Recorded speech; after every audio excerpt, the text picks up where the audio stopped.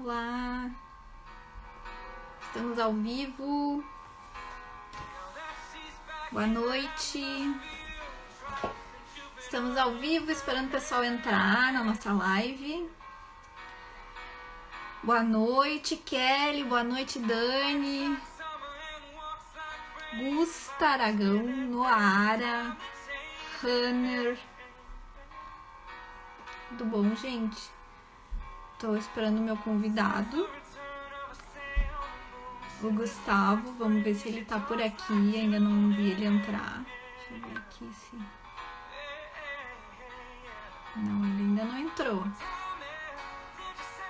Hoje vamos falar da Helena Ferrante, que é uma autora super legal, né? Quem puder compartilhar a live, tem esse aviãozinho ali que dá pra mandar. Marta Teixeira entrou. Estamos esperando o nosso convidado. Cadê ele? Vou mandar uma mensagem aqui pra ele.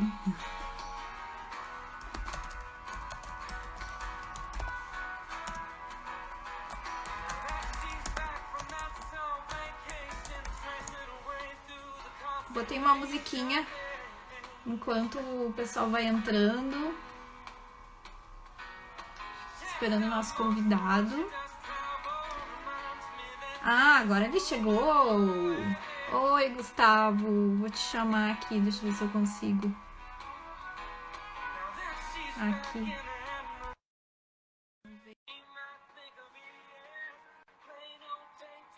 Vamos ver se... Boa noite. Oi, Ângela. Ah, agora deu. Tudo bom? E cadê meu convidado? Será que ele esqueceu da nossa live? Tudo bom? Tu tá um piloto de helicóptero hoje? Ah, não, é que eu ouvia tão mal quando eu falava no microfone do meu celular que eu resolvi comprar um fone específico. Aham. E aí, tudo bem contigo? Tudo, e contigo? Tudo jóia. Vamos falar de Helena Ferrante hoje, né? Vamos, né? Ai, que bom que tu aceitou o convite. Fico bem feliz. Ah, Poder fiquei falar. feliz de ser convidado, né?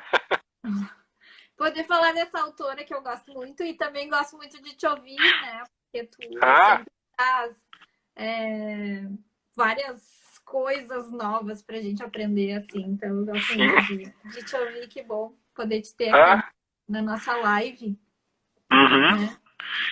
Então, boa noite para quem está entrando. A gente vai fazer a live hoje com o Gustavo Chexter, que é escritor, doutor em escrita criativa pela PUC, né, Gustavo? Isso. 1000 prêmios literários, prêmio Açoriano, Lages, sei lá quais mais, enfim. Ah, estão lá, ó. Eles ficam me espreitando. Quais foram? Foram tudo ano passado, né, eu acho. Foi em 2019, ano passado. É que parece que com a pandemia parece que fazem 1000 anos, né? Pois é, né? Parece mesmo, né? Foi tudo ano passado. Impressionante como passou rápido. Sim. E enfim, então não sei, te apresenta melhor, assim, conta um pouco da tua vida literária, da tua carreira, tu é advogado também? Sim, sim. Estamos falando de colegas também aqui. Exatamente. Bom, né? Em primeiro lugar, queria agradecer o convite, né, da Ângela, né? Foi bem legal, assim, a gente já tinha conversado outras vezes também, já tinha dado entrevista até pro teu canal, né, do YouTube, canal. né? Uhum. Eu sigo o teu canal, eu sou uma pessoa que tá lá te assistindo lá. Eu sei. Bom, agradeço o prestígio. E eu não sigo muitos canais, não, inclusive eu sigo o teu até. Mas foi bem legal, assim, receber esse convite. E eu até tinha te comentado, né, que eu achei tão estranho, porque eu achei que todo mundo falava da Helena Ferrante, né, e de repente, quando tu me convidou para falar da Helena Ferrante, eu pensei, já deve ter um monte de gente que falou, e não, né, bem poucas pessoas falaram, né. É uma autora até que chamou bastante atenção, até porque eu achei que estava todo mundo conversando a respeito, mas a princípio eu acho que tem poucas pessoas falando. Muitas pessoas lendo, que é muito bom também, não estou dizendo que não seja, né? Mas mais pessoas lendo do que pessoas falando a respeito. Sim, Sim, e eu acho que ela ela é conhecida, assim, ela tem todo um prestígio, porque inclusive foi feita uma série na HBO, né, do filme Sim. dela, que ela é italiana, né, amiga genial, Uhum. passa na Itália, em Nápoles, se eu não estou enganada, se eu não tô esquecida. E aí fizeram essa série, então quer dizer que tem um prestígio essa autora, né? E essa obra para virar série, Uhum. assim, não é? Eu acho que não é para qualquer um, né? Não, e até esse livro que nós vamos falar hoje é o primeiro de uma tetralogia, né? É a Sim, tetralogia napolitana. E é uma tetralogia que acompanha toda a jornada de busca, né, de uma personagem só, buscando a sua amiga. Então é bem interessante da gente for vendo assim que ela vai construindo isso daí tudo e realmente funciona muito bem como uma série, né? A gente consegue ver que tem vários personagens. Dá para pensar assim, se fosse pensar em termos como se uma novela clássica da Globo, assim, a gente vê que tem vários núcleos ali, sim, né? Tem o núcleo que é mais ligado à Camorra, tem o núcleo dos problemas, né, do pós-guerra também, né, que aparecem também na narrativa. Tem o núcleo das sim, crianças também, que é um fator sempre de ebulição. Então é interessante pensar que ela não foi, não era a intenção dela, mas parece realmente algo muito visível para quem lê, né? A gente sim, sente a história. Né? sim. E também acho que antes da gente entrar na obra, assim, seria importante a gente conversar um pouco sobre as mulheres na literatura, né, Gustavo? Sim. Porque Uhum.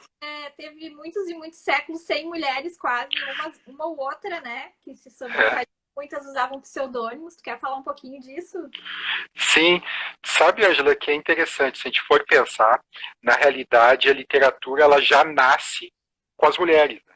E eu acho que existem muitas mulheres, o que existia muito era o apagamento das mulheres. Tipo assim, outras pessoas vinham e assumiam, mas as mulheres elas sempre ou usavam pseudônimos e tudo.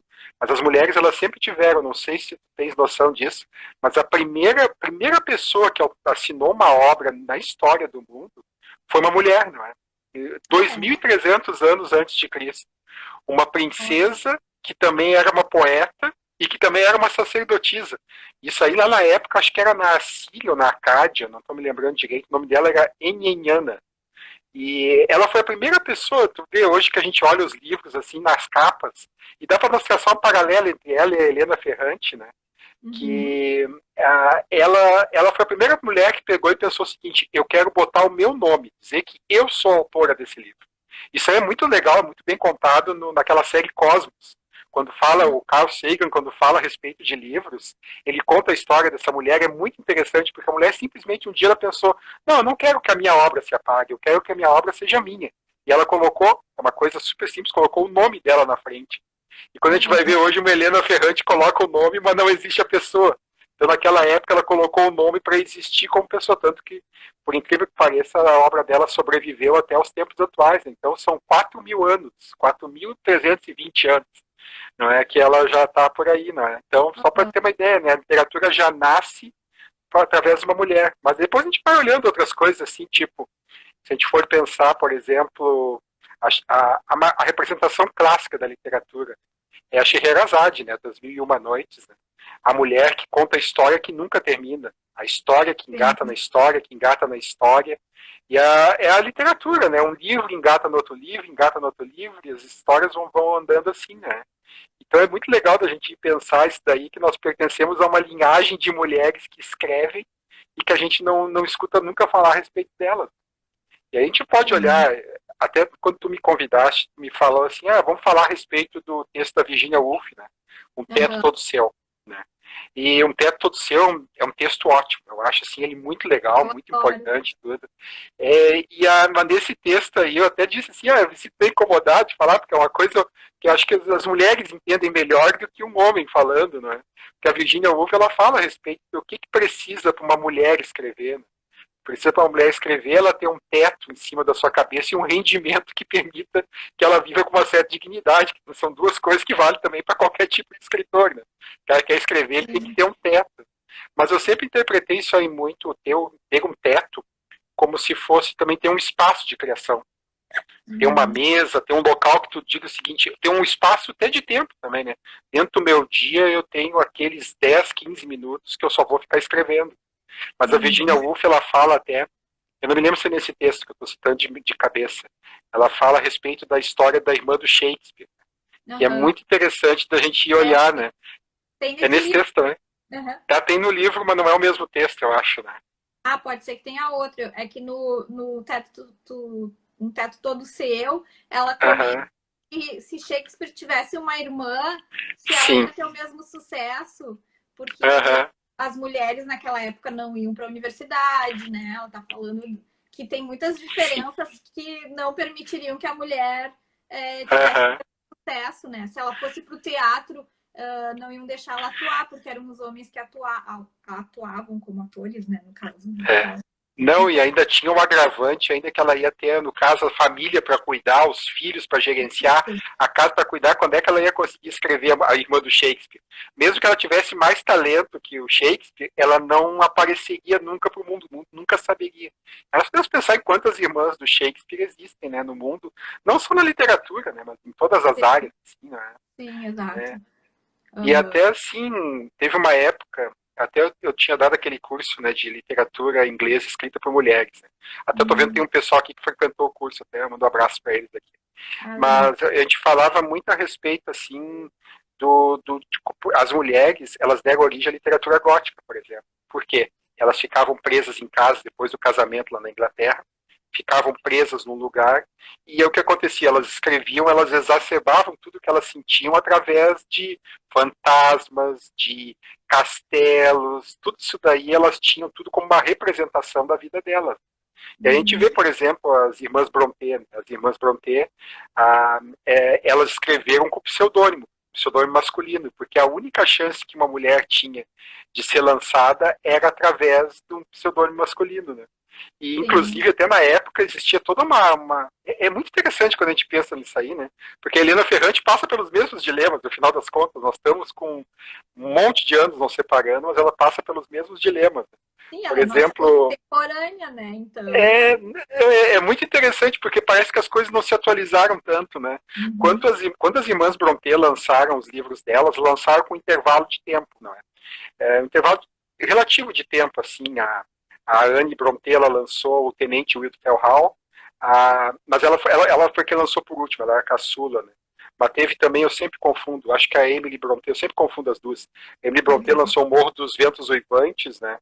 E Sim, a, a outra que eu sempre esqueço o nome de um, ai que vergonha. A Jane Eyre, que escreveu Jane Eyre, todos saíram mais ou menos na mesma época, né? Só que naquela época dizia assim, ó, quem é o escritor homem que está escrevendo no lugar delas? Porque não é quem é o escritor homem que tem esse pseudônimo? Quando elas se revelaram como as mulheres que eram autores, disseram, não, não pode ser. Deve ser o Takehai. E pelo contrário, o Takehai era super fã delas. Deve ser o Walter Scott. O Walter Scott dizia, não sou eu, não tenho nada a ver com isso, né? Mas uhum. existia na sociedade tudo aquela ideia de que mulheres não podem escrever. Então, teoricamente, são homens que estão escrevendo no lugar de pseudônimo. É muito Sim, interessante se a gente for pensar disso. é verdade. Então, assim, a gente vê que as mulheres já estavam naquela época com a luta. Ou a própria Mary Shelley também, né? A Mary Shelley, quando ela lançou o Frankenstein, a Mary Shelley ela já tinha escrito alguns livros, não tinha feito muito sucesso. A Mary Shelley, quando ela lançou o Frankenstein, todo mundo dizia, não, quem escreveu foi o Percy Bysshe Shelley. Foi Uhum. ele, foi o teu companheiro, não foi tu, porque uma mulher não tem capacidade de gerenciar aquilo. Com o Shelley dizendo várias vezes, não fui eu, foi a, foi a Mary, mas todo mundo achava que tinha sido ela, né? Então é interessante a gente olhar assim, como as mulheres também vão sendo construídas nisso daí, né? Nós temos aqui na América Latina também um ótimo exemplo, né? A Soror Juana Inés de la Cruz, que é uma baita poeta e tudo, né? E tu tá notando que o que eu tô falando são coisas que acontecem também no livro de Helena Ferrante, né? Porque também tem uma personagem que queria estudar e não pode estudar, e aí tu, como a Soror Juana Inês de la Cruz, o que ela queria? Ela queria escrever. Ela queria escrever os poemas dela, publicar os poemas dela, só que na sociedade não tinha como publicar. Então o que elas fizeram? Botaram ela num convento, e no convento ela gerenciava a biblioteca e podia escrever em segredo dentro do convento, né? Então tu Uhum. vai ver, ela era uma espanhola que se mudou para o México, né? Mas todo isso daí sempre com essa luta toda para publicar no nome dela e encontrando alguns subterfúgios ali, né? Sim, sim. E também vocês tiveram um projeto lá na Cultura que era de ler mulheres, né, Gustavo? Sim, Com a temos ainda, né? Helena, né? Como é que foi isso? Uhum. Depois suspendeu por Ah, causa da pandemia, né? Mas era bem legal, né? foi bem legal. A Helena Terra, ela me convidou para fazer o projeto com ela, né? Porque ela disse assim que existe hoje uma tendência dos grupos de leitura de mulheres só atraírem mulheres. E ela queria fazer uma coisa assim que atraísse todos os gêneros. E aí ela disse assim, Gustavo, vai tu como homem, porque aí as pessoas vão também, outras pessoas vão entender que é um grupo aberto para discutir obras escritas por mulheres, mas não fechado em mulheres discutindo mulheres. Que era algo que ela constatava, assim, que existia muito esse problema, assim, das pessoas, elas ficarem, eu não vou naquele grupo porque eu não vou me sentir bem recebido porque eu não sou uma mulher, né, cara? Ela me chamou, né, foi bem legal, assim, fizemos o ano passado inteiro. Esse ano nós pagamos por causa da pandemia. A cada mês a gente escolhe um livro, a gente lê o livro, o grupo, assim, eu vou ser bem sincero, eu estava pensando assim, domingo, de tarde, tem tanta gente que gosta de assistir futebol, ou que já está naquela depressão pré-segunda, sabe? Aquela assim, domingo, 5 horas da tarde, já começa a pensar, segunda-feira, vai começar a semana. Aí eu até disse para ela, será que o dia está bem escolhido? Ela, não, Gustavo, está bem escolhido, porque as pessoas, elas vão, e o local também tá, né? A gente vai pro shopping, aí muitas pessoas eu já notei que fazem como se fosse um programa familiar, né? Elas vão no cinema, sei lá, das 2 às 4h30, saem do cinema, assistem a palestra sobre literatura às 5 e depois jantam no shopping lá e depois vão embora, né? Então é um programa cultural do dia inteiro dá para fazer, né? Usando o shopping, né? A estrutura. Vocês Então, podiam pensar em fazer um modelo online no Zoom, sei eu, né? A gente conversou sobre isso. Nós vamos fazer uma edição especial agora, mais pro fim do ano. Não sabemos ainda como é que vai ser, porque para ser bem sincero, eu e a Helena, nós somos analfabetos digitais. A gente até mesmo, assim, a gente conversou a respeito, ela disse assim, e também tinha aquilo, né? Quando começou a pandemia, todo mundo achava que fosse durar pouco tempo. Só que o problema foi que o pouco tempo foi levando, assim, nós achamos que ia durar 1 mês, depois 3 meses e tal, nós já estamos fechando um ano, né? Nós vamos fechando o ano, não, vamos completar agora 9 meses praticamente sem possibilidade de encontro presencial. E no nosso caso lá funcionava muito a presença do público, né? E aí também não dá para fazer uma coisa assim, mesmo que seja controlado, o pessoal com máscara e tudo é meio complicado também. Assim, aí. Sim, é uma pena, né? Mas enfim, então vamos falar de Helena Ferrante. Quem é Helena Ferrante, Gustavo? Essa mulher existe? É uma mulher? Alguém já viu ela? Tem um pequeno grupo de pessoas que sabem quem ela é, né? Que são as pessoas que fazem toda a ligação e tudo. Agora é interessante, quando lançaram os livros dela, acharam que era um homem que tinha escrito. Inclusive, por muito tempo na Itália, existia essa convicção, ou seja, aquilo que eu falei antes continua existindo, né? Aquela ideia de que, não, se é um livro bom, não pode ter sido uma mulher que escreveu, só pode ter sido um homem. Então aí já tem toda essa ideia. Mas aí, claro, vários nomes eles levantaram, casais também levantaram a possibilidade de ser. Teve um jornalista que no ano passado, no início do ano passado, ele fez uma longa pesquisa e descobriu quem era Helena Ferrante. E ele fez uma reportagem sobre isso, ele colocou na internet e tal, achando que ele tinha dado o furo do ano. O problema foi que as pessoas ficaram bravas com ele, porque disseram que a Helena Ferrante tinha direito também a não ser identificada, também ele não tinha o direito de querer investigar ela. Aí teve toda uma discussão, ele disse, ela tem o direito de investigar, as pessoas disseram, ela também tem o direito da privacidade, pedir que isso aconteça e tudo, né? Então, ali a Maria Augusta está falando, a escrita é tão feminina. Quem lê Helena Ferrante sabe que não teria como um homem reprisar aquilo ali, porque é um pensamento muito feminino que está ali. São coisas assim, são observações que um homem não teria. A gente sente isso daí. Não é uma coisa assim, não é uma questão até de gênero, mas a gente sente a forma com que ela olha o mundo é diferente da forma com que um homem olharia o mundo. É uma escrita muito feminina. Ela fala, assim, a menina adolescente que entra na adolescência e menstrua e fala dos sentimentos que tem, que envolve a menstruação, que o homem não saberia falar daquilo ali daquele jeito, né? Porque poderia até estudar muito, mas não daquele jeito, né, para falar. É. Não, e também tem uma série de detalhes ali dela ali que a gente observa isso aí, né? Por exemplo, também a questão da rivalidade, amizade feminina, que é uma coisa assim, os homens geralmente saem no tapa quando estão assim, é aquela coisa bem, ou é amigo, assim, e dá soco, é uma amizade que se mostra através da violência, e as Uhum. mulheres é uma coisa um pouco mais sutil, a forma com que ela faz ali é um fascínio, ao mesmo tempo tem uma competição, mas ao mesmo tempo também tem uma série de outras emoções que estão misturadas, né? Tanto até que Sim. até a gente, eu já tinha falado com muitas mulheres que comentaram a respeito disso, né, que elas se identificaram muito, sei porque todo mundo teria tido uma amiga daquele tipo, aquela pessoa que tu, ao mesmo tempo que tu admira, que tu também tem uma pequena linha, uma linha muito tênue também, que tu inveja ela, e ao mesmo tempo vocês têm uma competição que é boa e ruim ao mesmo tempo, porque os dois crescem juntos, um competido com o outro, né? Então é Aham. algo assim que aparece assim também, é uma coisa muito sutil das relações humanas. Né?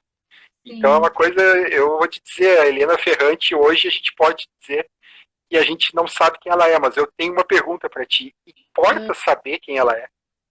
Eu acho que não, né? Porque a obra dela, algumas pessoas falam que foi um experimento literário que ela fez para ver se a obra sobreviveria sem um nome por trás, né? Um nome de peso.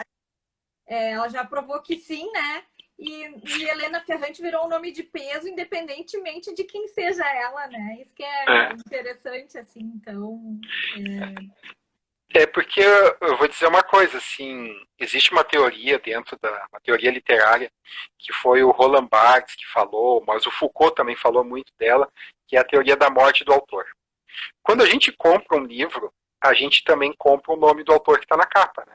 Vai comprar um Paulo, tu já tem uma expectativa de leitura. Quando tu vai comprar, por exemplo, um livro do Paulo Coelho, tu já mais ou menos sabe o que ele vai falar. Um livro da Helena Ferrante, tu mais ou menos tem uma ideia assim de como é que vai ser a construção, não é? Então, uhum, nessa teoria, eles falam o seguinte: a gente precisava ler o livro sem observar o autor, sem saber o tempo que ele foi escrito. Isso é uma coisa que por muito tempo na literatura se tentou muito. Sem saber o uhum, tempo que ele foi escrito, sem saber nenhum detalhe que vai atrapalhar. Por quê? O autor ele é uma figura carregada de ideologia. Ideologia, eu estou falando aqui, são várias ideias que tem autor. Se o autor é branco, se o autor é negro, se o autor é homem, é mulher, tudo isso aí é ideologia também, né? Isso aí adere na obra e na forma com que a gente apreende a obra. Então eles falavam que a leitura mais pura mesmo é aquela que a gente tira a figura do autor e só lê o texto. O texto se basta por si só. Tu lê o Shakespeare, ou tu lê a Helena Ferrante como se os dois estivessem vivos, atuantes, e não te importa saber se é um homem ou mulher. O texto precisa andar com as suas próprias pernas. Então eles pregavam assim, ó, vamos tirar o autor da equação. O autor está nos atrapalhando. Vamos matar o uhum, autor e vamos ler só o texto. Então a Helena Ferrante, o que ela faz é isso daí, só que usando pseudônimo, né? Porque a sim. gente não sabe quem ela é. E não sei se interessa tanto saber, mas sim que o texto se sustenta, que o texto anda. É muito interessante, que é outro detalhe que a gente olha dentro da pós-modernidade, né? É o quanto a gente hoje está vinculado na imagem da pessoa física mesmo, a imagem da pessoa que escreve o livro, ou a pessoa que faz a obra. Vamos citar um outro exemplo famoso das artes plásticas aí, o Banksy. Ninguém sabe quem é o Banksy. A gente tem ideias, assim, mas importa saber quem é o Banksy. Ele continua fazendo as obras dele, colocando nos muros, fazendo aquele quadro que rasgou na frente lá no leilão lá de todo mundo. O Banksy continua fazendo a obra dele. A obra ela existe sozinha, ela existe como um universo próprio. A gente não precisa saber quem é a pessoa que faz. A gente só precisa se concentrar na obra. Então é legal Sim. da gente olhar assim que a Helena Ferrante ela faz isso muito.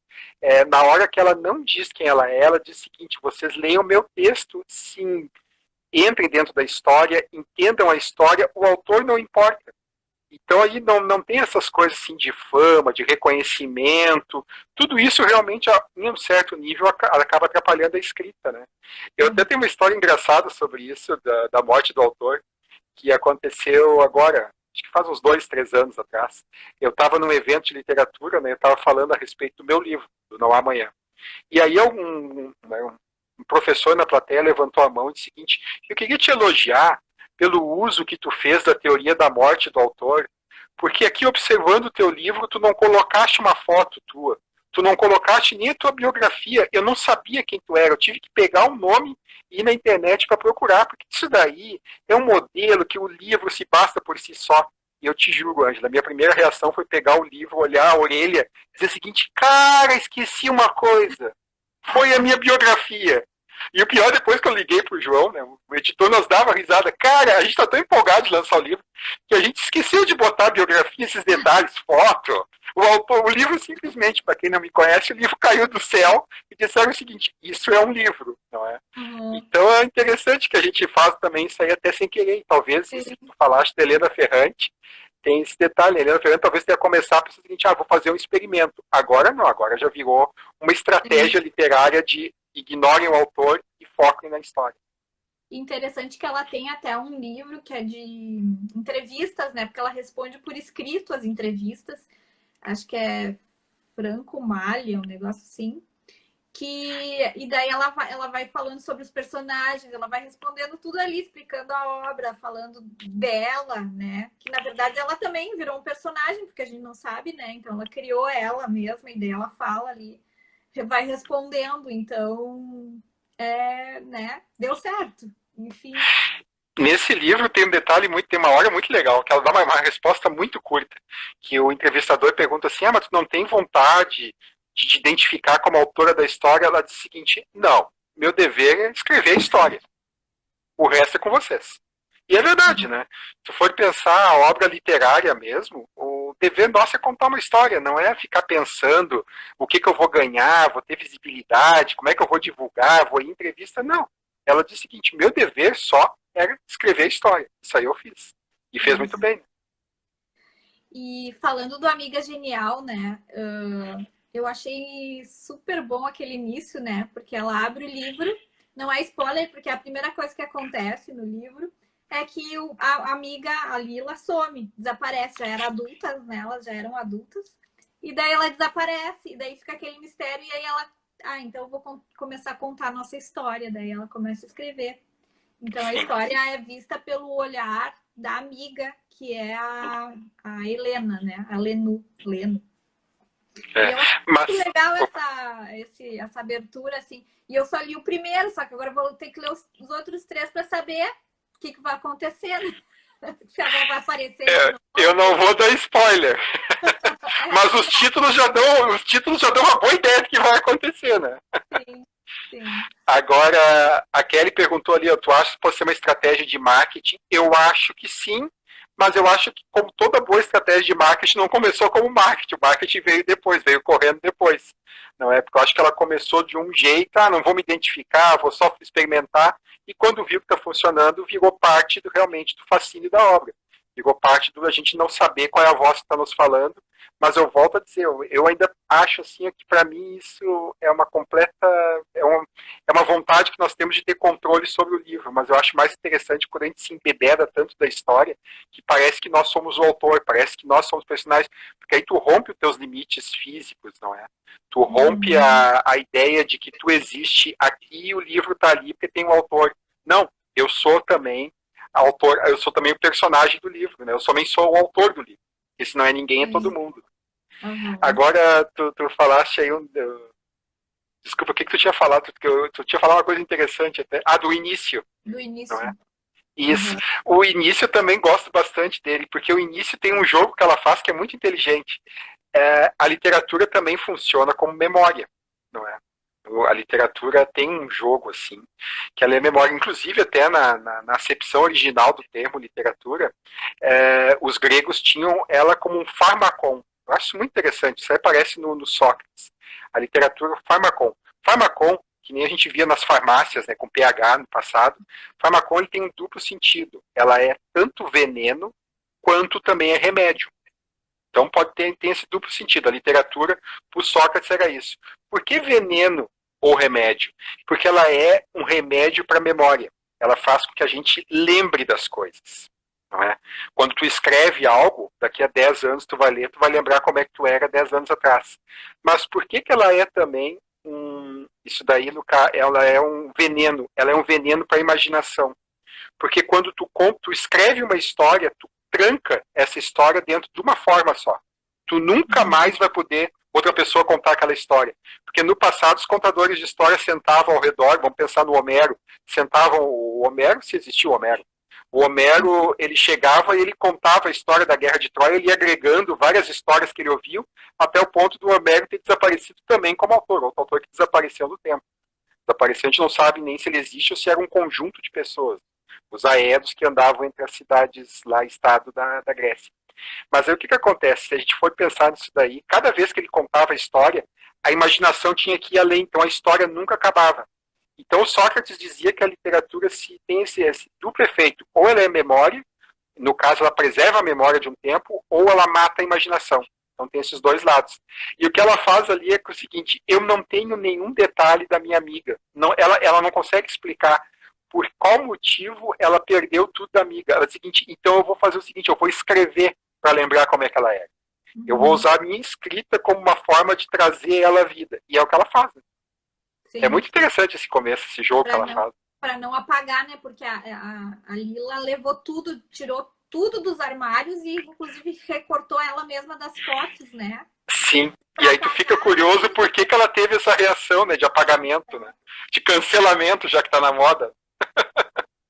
E daí essa amiga, então, não vou deixar ela desaparecer, eu vou escrever a história, né? Então, é legal isso, eu achei muito legal mesmo. Sabe?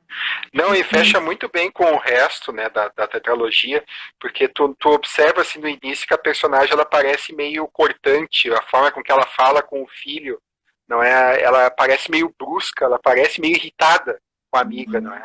E inclusive até ela fala no momento, ela sempre quis sumir, ela sempre quis desaparecer, pois eu não vou deixar ela sumir, não vou deixar ela desaparecer. Eu vou escrever a história dela, que também é uma forma de perpetuar a memória da amiga e a presença dela, né? Quando tá escrevendo, quando tu tá lembrando, também tem essas teorias a respeito da memória, quando tu tá lembrando algo e tu fica o tempo inteiro lembrando, tu também tá vivendo de novo aquele momento, tá deixando de viver o momento que tu tá ali inserido, né? Sim, sim. Não, é muito legal. E no decorrer do livro, assim, eu achei muito marcante, assim, as figuras femininas e o que elas passam, né? Essa coisa da menina não poder estudar e a professora insistir, porque ela era brilhante, né? Essa personagem. E a professora foi falar com a mãe, né? E a mãe diz, olha, eu não tenho o que fazer, porque a gente tem que comer, a gente não tem dinheiro para pagar. E os meus filhos homens não estão estudando. Não, como é que eu vou justificar para o meu marido que a menina vai estudar e os outros vão trabalhar, né? Tu vê que é uma discussão que já existia no passado e continua existindo dentro do livro da Ferrante, né? É algo que acontece ainda. Né? Isso daí de ter que se tiver que escolher entre dois para estudar, a menina fica em casa e manda o menino para frente, né? Ou manda um outro para frente. Né? São discussões que elas vão e voltam, então sempre parece que estão no mesmo ponto. Mas também tem toda uma situação que talvez seja um dos segredos também da Ferrante, né? A gente pode dizer, né, que é o Zeitgeist, o espírito da época. Né? Ela conseguiu pegar bem na hora que ela está descrevendo Itália, Nápoles, nos anos 50, 60, logo depois do pós-guerra, ela está descrevendo também muitas coisas de transformações sociais que aconteceram no nosso mundo também. Principalmente a gente vê o uso da violência como uma forma de resolver as coisas. Nossa. Isso é algo que aconteceu principalmente depois da Segunda Guerra Mundial, né? Até a Primeira Guerra, até antes da Segunda Guerra Mundial, tinha aquela ideia de tentar resolver as coisas por vias diplomáticas e pacíficas.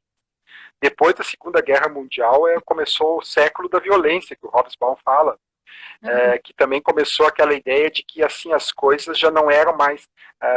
quem tiver a maior bomba vai ter a maior capacidade de diálogo, não é? Que é algo que hoje está completamente massificado na nossa cultura. Vamos ter armas para resolver os problemas. Ou quantas vezes alguém diz assim, eu vou matar o fulano. Não, cara. Não é mais fácil tentar vencer o fulano conversando, sabe? Hoje tudo termina na morte, que é uma coisa assim que eu estava até... Eu apresentei um outro trabalho semana passada num congresso falando sobre isso, né? Hoje todas as narrativas, elas vão direto para a morte, como se a morte fosse uma solução. E o difícil mesmo é continuar vivo com os problemas, não é matar os problemas. Isso isso a Helena Ferrante pegou muito bem esse Zeitgeist, esse espírito da época, assim, na verdade acho que em alemão é mais o sopro da época, é tu sentir o que está acontecendo, sentir as transformações sociais e ser capaz de colocar. Só que, claro, ela faz isso dentro de uma forma completamente, dentro de uma narrativa, com histórias encadeadas, mas a gente percebe, assim, os ódios, assim, também, e também aquela sensação, que é algo que aparece já no início do livro, quando ela lista os personagens que vão aparecer. São um monte de personagens, não é? Que é uma coisa assim que remete às novelas clássicas, tipo o Balzac com a comédia humana, né? O Balzac também tinha um monte de personagens também, Proust, né? Com Em Busca do Tempo Perdido, mas a Helena Ferrante ela faz aquilo ali quase como se fosse uma peça de teatro, tanto que muitos personagens são definidos pelas profissões deles, né? O sapateiro, Sim. o tecelão, o carpinteiro, não é? Muitos estão ali definidos E é uma característica da sua da profissão. Itália também, né? Na Itália, isso, as famílias, sim, as profissões é uma coisa muito marcante, assim, também. Sim, sim. Não, e muitos sobrenomes são também de. Porque no passado, na época medieval, quando o cara começava com uma profissão, ele ia até o final com aquela profissão, né? Shoemaker, né? Schumacher, aquela coisa do. É o Sim. sapateiro, tu vai ser sapateiro, teus filhos vão ser sapateiros e os filhos dos teus filhos sapateiros também, né? Então a Helena Ferrante, ela pega isso daí, não é? E ela mostra algo que também está presente entre nós hoje, né? Que também. Bem, eu vi muita gente falando a respeito da questão do empoderamento feminino. Ainda que no livro ele fica um pouco assim. Como é uma história que trata de duas personagens mulheres, elas aparecem natural esse empoderamento. Mas é Sim. interessante de ver como ela dosa isso daí. Ela não é uma coisa, não é áreas estanques, uma área preta e uma área branca, são umas áreas cinzas. Os personagens eles transitam naquilo ali, não é? Sim. Então, até também existia naquela época que ela bota o livro, mas existia também, existe até hoje, né? Que o destino natural da mulher é procurar um marido para casar e ter filhos e ter uma família. E aí vem toda a luta da personagem, né? Eu sempre esqueço o nome dos personagens, da Lila, né? A Vem Lila. toda a luta da Lila para continuar estudando, para continuar sendo alguém para tentar escapar daquela vida que ela está sentenciada de antemão sem poder ter nem direito de escolha, né?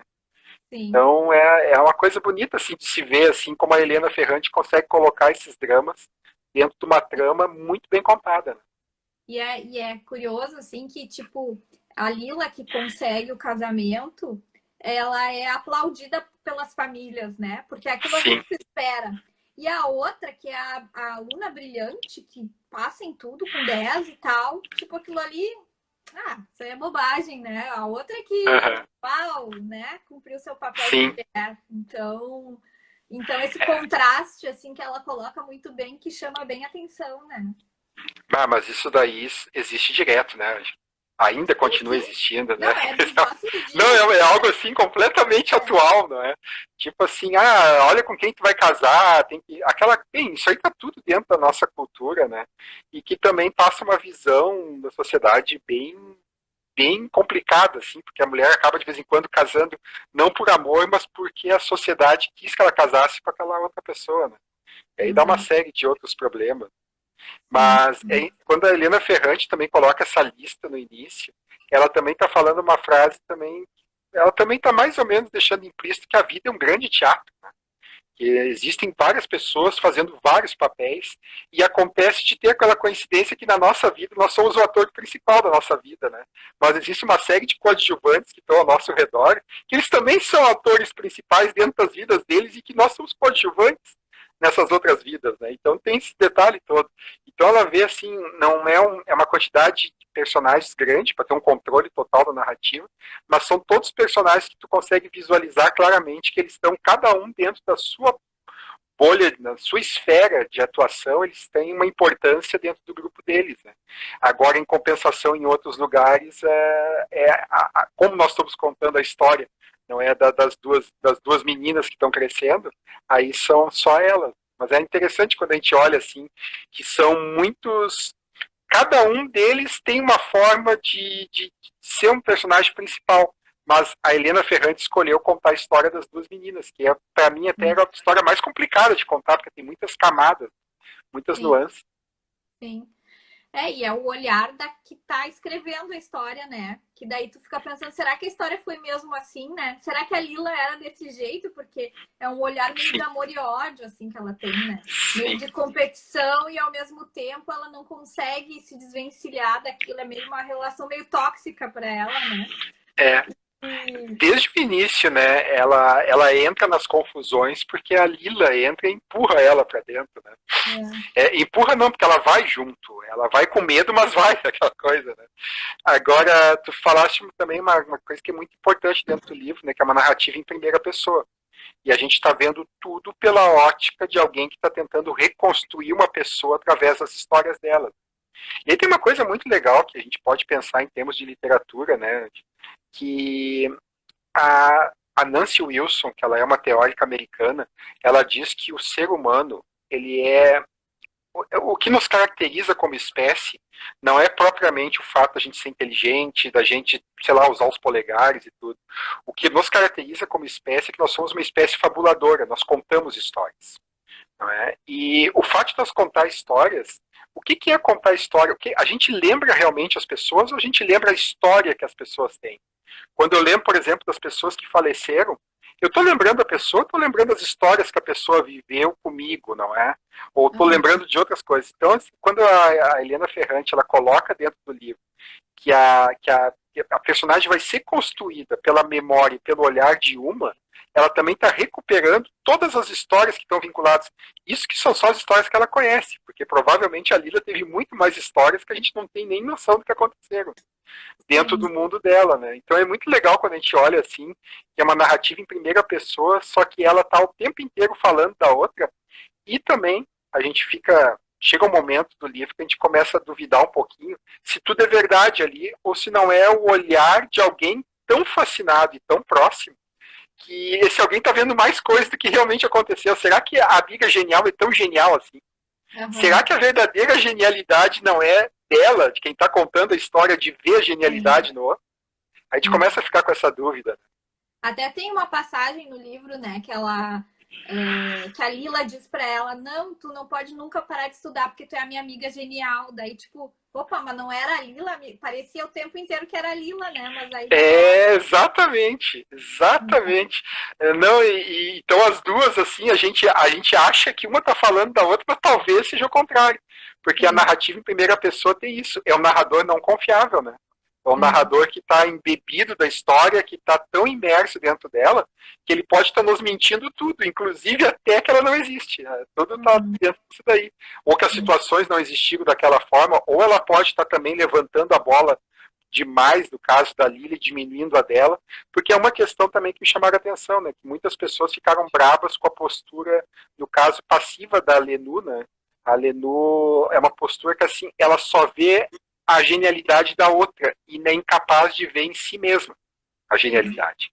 Ela só vê que a outra é genial, mas ela não está parando para pensar em tudo que ela está conseguindo sozinha. sim. Isso é uma coisa que acontece muito na vida. A grama do vizinho é sempre mais bonita que a Uhum. nossa grama, não é? Aquela coisa de, o cara tá bem, o cara tá bom, bem na foto e tudo. E tu não parar pra olhar o seguinte, só um pouquinho, eu também tô bem na foto, né? Porque Sim. parece sempre que o outro é mais inteligente, é mais bonito, é mais, sei lá, tem mais dinheiro, tem mais capacidades do que nós mesmos, né? Então tem muitas pessoas, eu vi, elas reclamavam muito, Nu, ela se apaga como personagem para que brilhe a Lila, para que seja o objeto que ela está narrando seja mais interessante que ela. Sim, sim. É muito legal essa... A gente se dá conta disso, né? Porque senão a gente entra na história assim, de bobinho, a gente fica achando que a Lila é o máximo e a outra não é nada, né? É. E outra coisa, sabe o que eu tava pensando também? Comecei a olhar a série, daí tem uma cena, que é o que tem no livro também, que é eu não sei se tu lembra, que tinha o Donato, que era um vizinho que ajudou a Melina e ela se apaixona por ele e depois as duas mulheres começam a brigar por ele, a esposa do Donato e a Melina, que era a viúva que se apaixonou por esse Donato. E pelo que parece, o Donato é um sedutor, assim, né? Tá me Uhum. ouvindo bem, Gustavo? Porque Tô. ficou meio borrada a tua imagem aqui. Não, eu tô ouvindo bem. Tá. E aí a gente vê muito isso na atualidade, assim, que as mulheres competem entre si por um homem, né? Quando, na Sim, verdade, o cara que era metido a dar em cima da outra lá e as mulheres brigando por causa dele, né? Tipo, e isso ainda é muito hoje, assim, tipo, o homem ainda tem uma posição privilegiada de, ai, eu, né, lutem por mim aí, né? E as mulheres competem entre si por esse lugar de ser a escolhida, né? Que tá exatamente. né? Então, isso mostra muito presente no livro, assim, e daí tem na série lá tem uma cena que elas se pegam no pau assim por causa do É, cara. é um detalhe interessante, porque a vizinhança dela ali, todo mundo sai no tapa, sai no soco, brigam diante, gritam também, não é? Tu consegue visualizar bem essas brigas todas. Mas sim, isso que tu falaste tem toda a dose de razão mesmo. Porque e é uma coisa que a gente vê até hoje, né? Eu vou te dar um exemplo que aconteceu agora onde é que aconteceu? Foi na sexta-feira. Eu trabalho no centro de Porto Alegre, né? E eu Uhum. estava lá na frente do meu prédio esperando o Uber passar e tava um cara andando com uma mulher e vinha outra mulher e ela começou o seguinte: safado, traidor, tu tá me traindo, e deu uma bordoada na mulher que tava com o cara. E eu ia dizer, mas eu não sabia, e o cara me chamou a atenção foi o cara, porque o cara ficou olhando as duas se pegando a tapa e se escorceando e rolando ali, rolando não, mas saindo pela rua, dando tapa, todo mundo da rua gritando, ê, ê, ê. O cara ficou olhando com um sorriso, tipo assim, olha só como eu sou bonitão, tem duas brigando por mim, não, eu sou um homem especial, e eu pensando, bah, cara, que coisa mais vergonhosa, tu que é o traidor, e tu tá saindo de boas ali, porque as duas estão brigando entre elas, né? Então é algo que a gente ainda vê muito isso daí, e é um uso, bem, a gente vai pensar isso, como no livro que nós tínhamos te convidado, né? Isso daí redunda no feminicídio também, né? Tu vai pensar assim, o homem também quando entra demais nessa história também, ele já vai direto para violência física também, né? Também tem esse é o detalhe mais sombrio, mas nessa época que ela fala mais a respeito das pequenas questões e tu fica pensando, na verdade, por que o personagem agiu dessa forma? Né? Por que Uhum. aconteceu isso dessa forma? E aí tu vai olhar e é uma série de coisas que todo mundo já pensou em alguma vez, mas não foi capaz de colocar dentro de uma narrativa, né? Eu me lembro Sim. muito de uma cena também que os meninos falam, que é muito interessante, a respeito da disputa dos fogos de artifício com o Solara. Solaras era uma família, não é? Que era meio metido com a Camorra, que na época a Camorra estava começando, depois a Camorra virou uma Era coisa. os pouquinho da história também, né? Eram os que tinham É, grana. isso, e eles começaram a competir com fogos de artifício, né? E tem toda uma luta de classe social, não é? Assim, e aí eu volto a dizer, é uma cena que eu já vi, assim, quando eu era piá, a gente ficava, os nossos vizinhos pegavam, eles iam explodir fogos de artifício, a gente tinha que explodir mais fogos de artifício que eles. E aí parece que eles traziam mais fogos de artifício, e cada ano era um espetáculo de fogos de artifício dos dois lados, que é uma competição completamente boba, né? E a Helena Ferrante, ela consegue colocar isso, ela consegue nos mostrar o quão boba eram as coisas que a gente fazia, ou quão gloriosas, ou quão patéticas são as coisas, quando a gente Uhum. vê outra pessoa fazendo aquilo, porque a gente vê o seguinte, não tinha parado para pensar que realmente eu não estou ganhando nada estourando um maldito fogo, pelo contrário, eu estou perdendo dinheiro e ainda corro o risco de me machucar, né? Ainda tem esse Me detalhe. lembrou essa cena das mulheres me lembrou uma audiência que eu fiz no Jack, que era uma mulher contra a outra. Daí elas estavam brigando, era briga entre as duas. E daí foi, a gente entendeu que uma estava andando com o marido da outra. E daí o juiz perguntou para ela, mas dona fulana, por que a senhora está brigando com essa aqui? A senhora tem que se resolver com o seu marido. E ela disse, não, mas ele é homem, ele está no papel dele. E aí Sim, ficou eu e o juiz assim. Então, essa cultura, assim, retrata bem no livro, sabe? Que, tipo, nossa, daí a gente tem um caminho grande ainda para andar, sabe? exatamente. Temos um caminho longo ainda, né?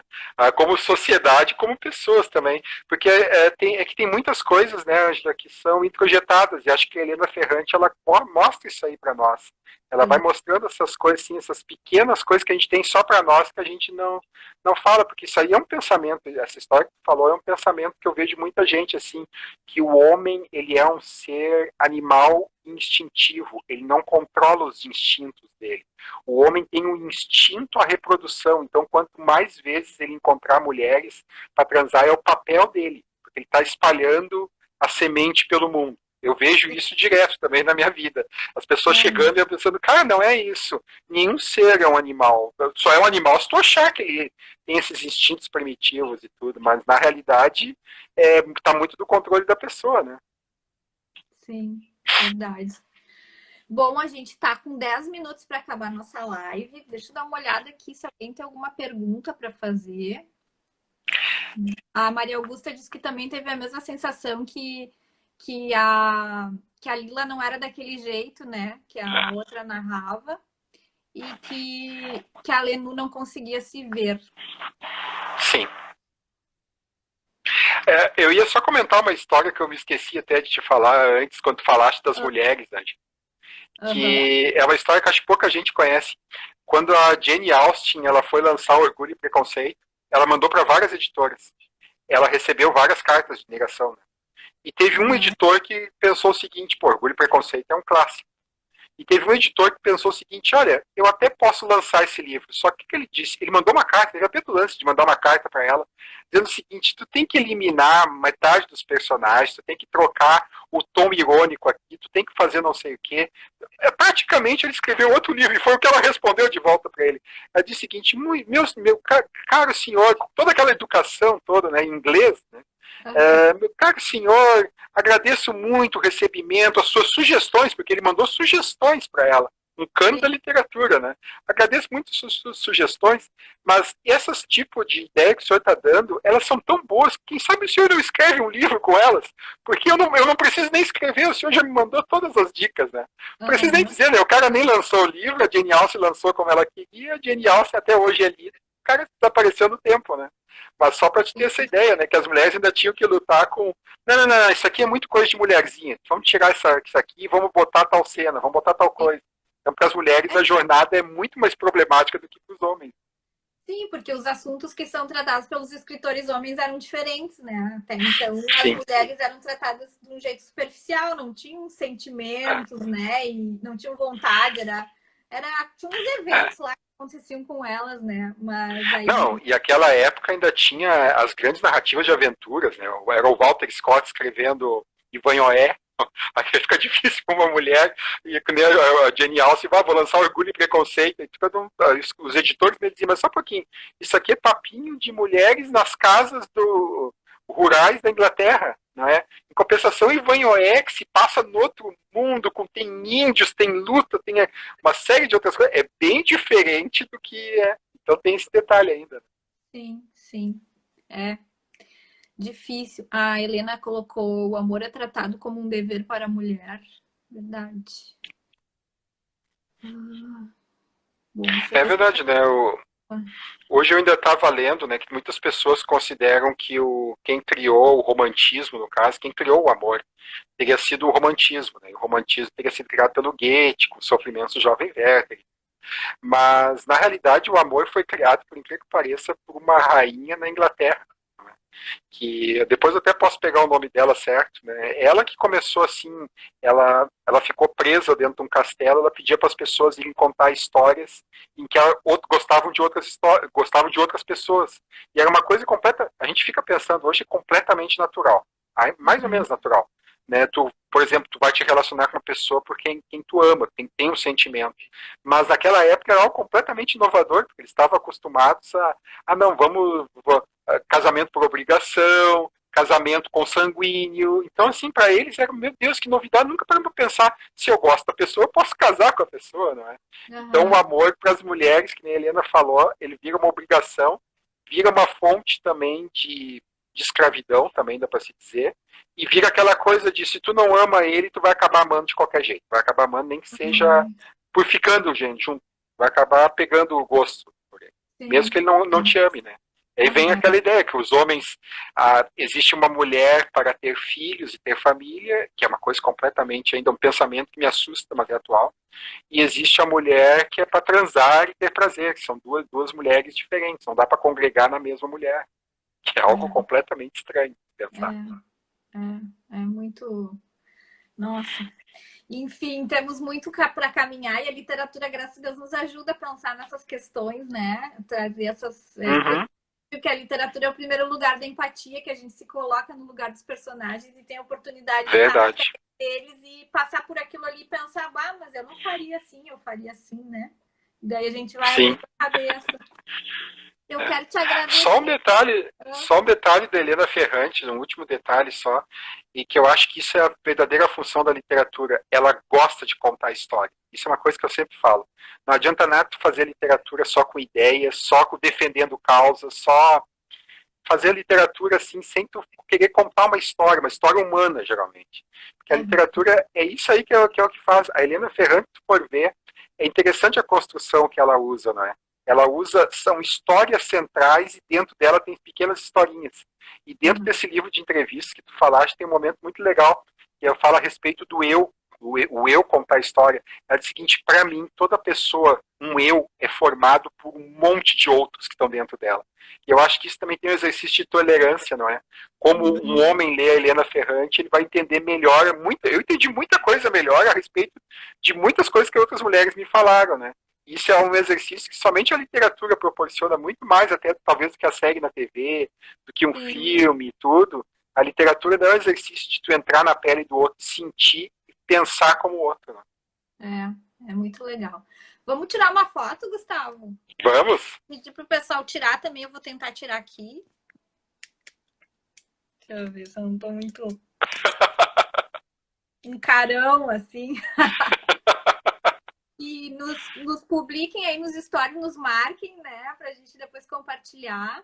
Muito obrigada por todo mundo que veio. Gustavo, adorei a Obrigado para todos. conversa. Vamos Eu pensar em também gostei. outros, né? Outros autores, assim, pra gente poder falar, né? E eu gosto muito assim, de relacionar a literatura com algum tema da vida pra gente pensar, né? E esse tema das mulheres, assim, daquilo que as mulheres ainda têm de caminhada para fazer.